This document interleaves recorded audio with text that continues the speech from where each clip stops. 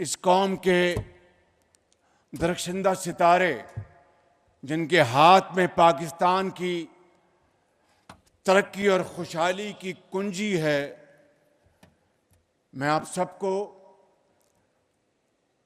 14 अगस्त जिसकी आमद है उसकी मुबारकबाद देना चाहता हूं।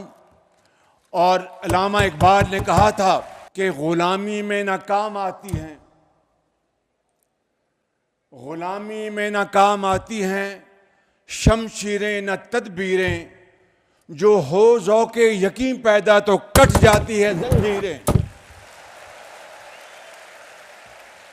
तो कोई अंदाज़ा कर सकता था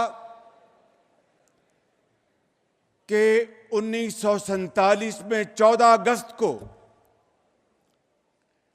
एक नया मुल्क दुनिया के नक्शे पर आएगा। स्टेनले वॉलपोर्ट, जो कि एक बहुत मशहूर मौरख है, उसने अपनी किताब जिनाह ऑफ पाकिस्तान में लिखा है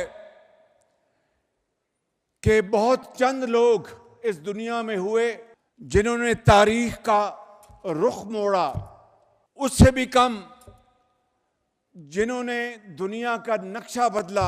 शायद ही कोई था जिसने एक नई कौम, एक नया मुल्क तख्लीक किया। हज़रत कायद आज़म, उनको अल्लाह ताला ने ये तौफीक दी कि उन्होंने ये तीनों काम कर डाले और 14 अगस्त को पाकिस्तान मार्च